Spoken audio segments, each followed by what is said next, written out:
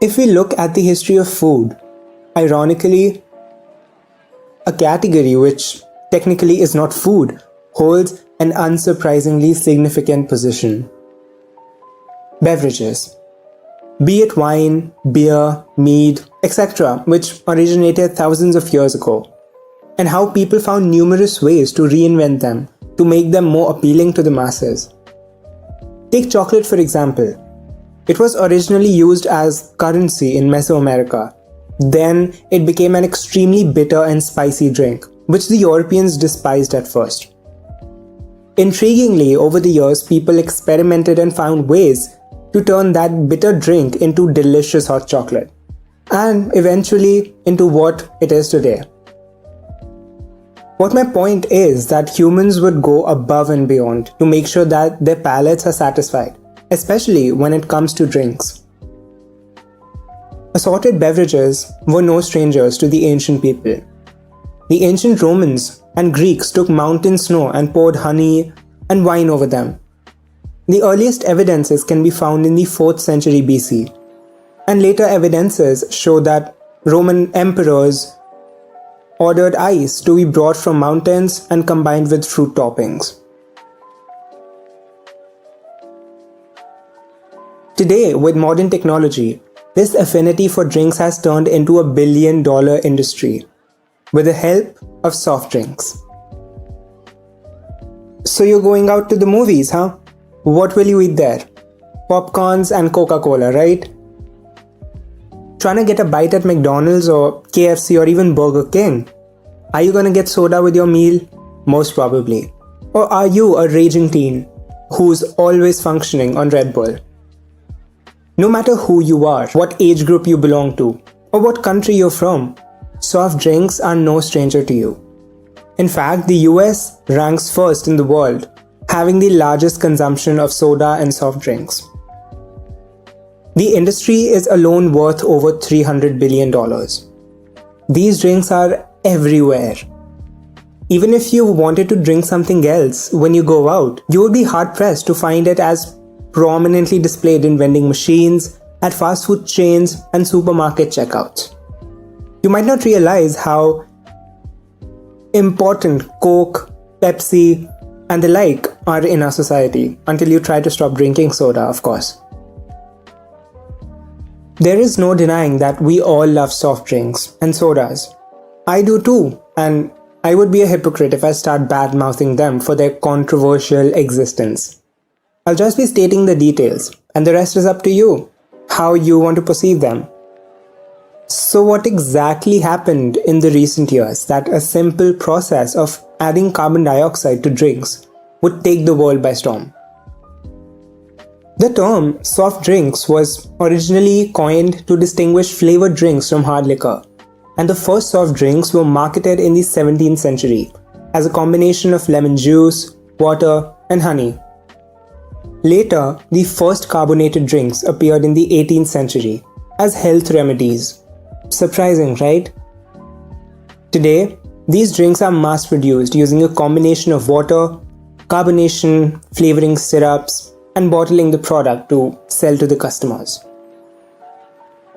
The first artificially made carbonated water and drinks were made in the late 1700s.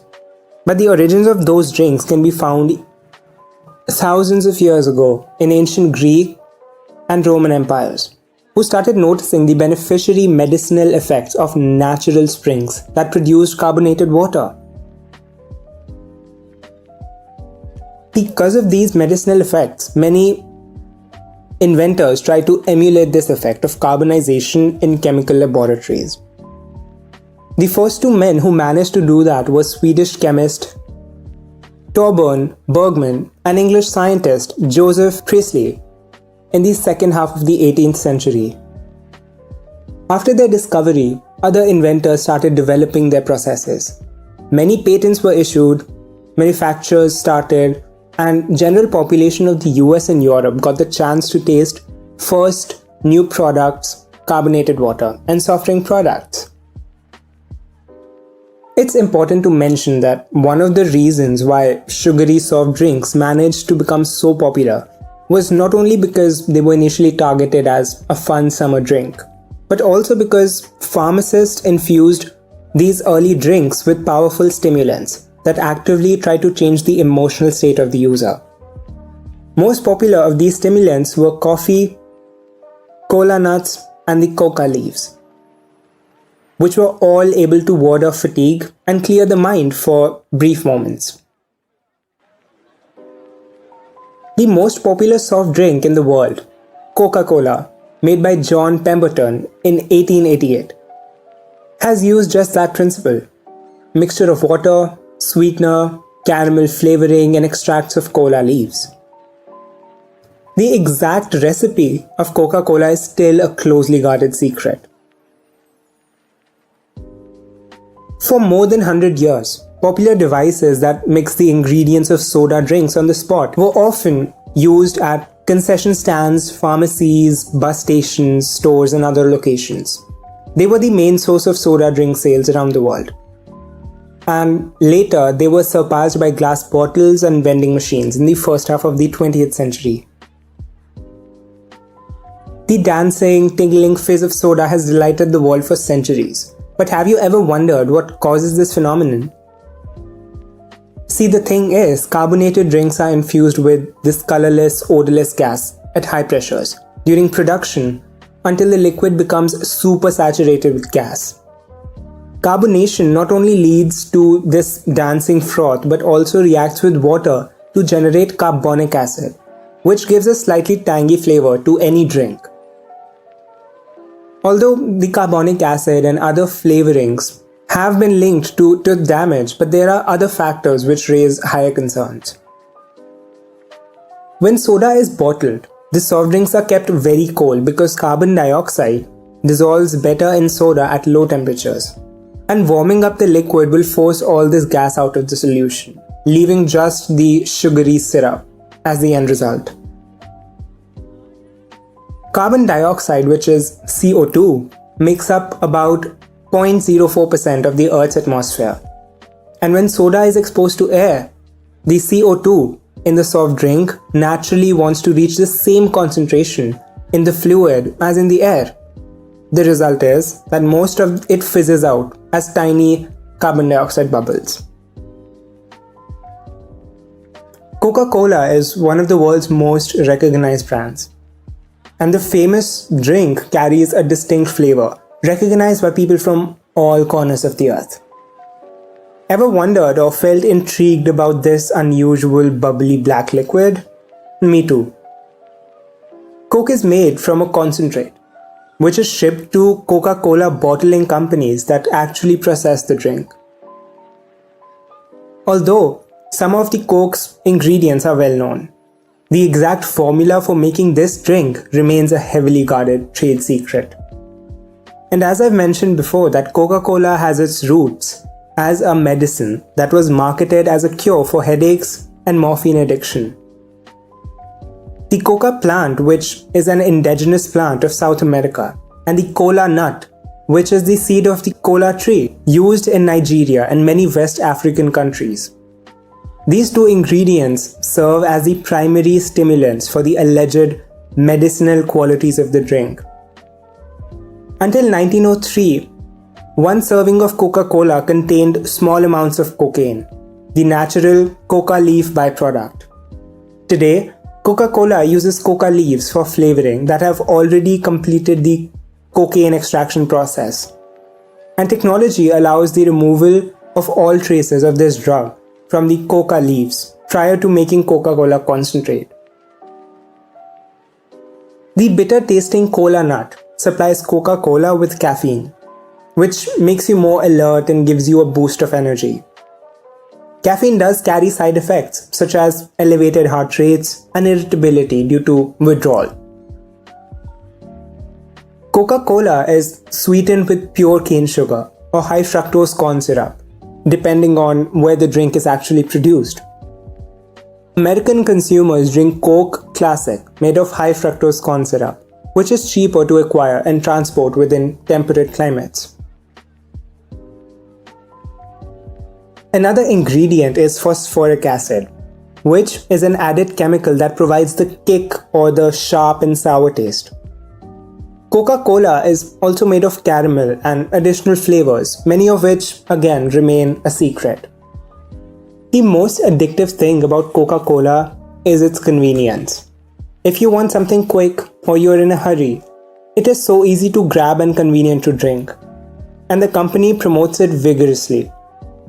Billions of dollars have been spent on advertising and marketing them everywhere, in stores, restaurants, gas stations, museums, and even schools.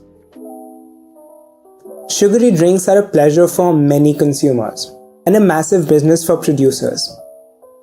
The top competitors in the soda game who dominate the market over $20 billion, each from the brands that they collectively own. For almost 100 years, the Coca-Cola brand experienced continuous success. By 1980, the company decided that it was time to initiate a change. Why exactly? Because first of all, change is great to keep the customers interested. And second of all, these brands at that time were facing major backlashes. Being the most popular and successful drinks brand does come with a lot of drawbacks. During this time, the entire planet, whether that was a teen or a professional scientist, was on a lookout for their health. For the first time since the Industrial Revolution, so much emphasis was being laid on health and nutrition.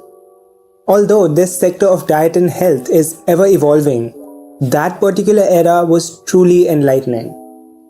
Companies started facing backlash because now everyone discovered that consuming their products can be detrimental to their health.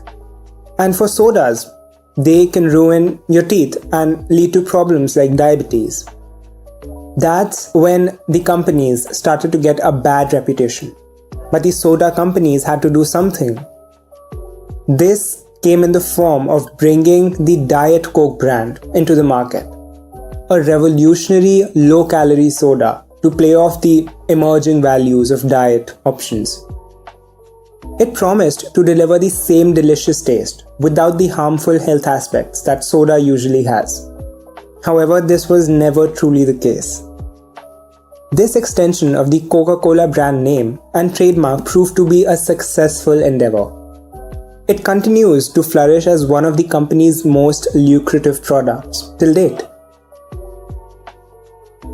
Instead of sugar, artificial sweeteners such as aspartame, saccharin, or sucralose were used to sweeten the drink. Because diet soda is usually calorie-free, it would be natural to assume that it could aid in weight loss.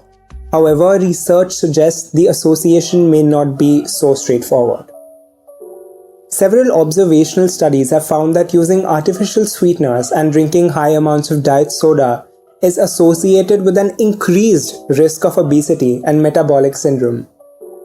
Scientists have suggested that diet soda may increase appetite by stimulating hunger hormones, altering sweet taste receptors, and triggering dopamine responses in the brain.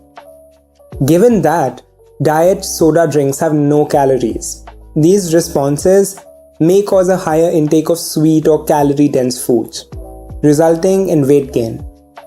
However, on a brighter note, evidence of this is not as consistent. Strictly speaking, carbonated beverage in the form of beer and champagne have been around for centuries. The drinks that don't pack an alcoholic punch have shorter history. By the 17th century, Parisian street vendors were selling non-carbonated version of lemonade and cider, which certainly wasn't all that hard to come by. But the first drinkable man-made glass of carbonated water wasn't invented until the 1760s. Carbon dioxide gas gives the beverage its sparkly and tangy taste and prevents spoilage. The soft drink market is expanding day by day. These can trace their history back to the mineral water found in natural springs. And bathing in natural springs has long been considered a healthy thing to do. Mineral water was said to have curative powers. Scientists soon discovered that the gas carbon dioxide was behind the bubbles in natural spring water. They have been around since the Roman times. Pioneering soft drink inventors were hoping to reproduce those health-enhancing qualities in the laboratory.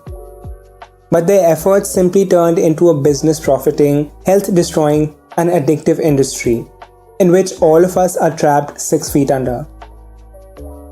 After the World War II, the soft drink industry became a leader in television advertising. The use of celebrity endorsements, catchy slogans, tie-ins with Hollywood movies, and other forms of mass marketing, particularly focusing on young consumers and emphasizing on youth-oriented themes. As health and fitness conscious and environmental awareness became popular, the industry responded with sugar-free and low-calorie diet sodas, caffeine-free colas, and recyclable containers. Did you know that sugar is not the only ingredient to blame when it comes to soda's addictive qualities? There's also caffeine, which is a stimulant, and our brains crave things that stimulate it. Caffeine not only speeds up our thinking but also has a unique ability to activate reward pathways that involve dopamine. Tune in next week as I talk more about the world of sodas. You do not want to miss out. Thank you so much for sticking around with me on this episode of Foodology. I had an incredible time talking to you. This is radio host Devansh signing off. Hope you have a beautiful and a magical day ahead. See you soon.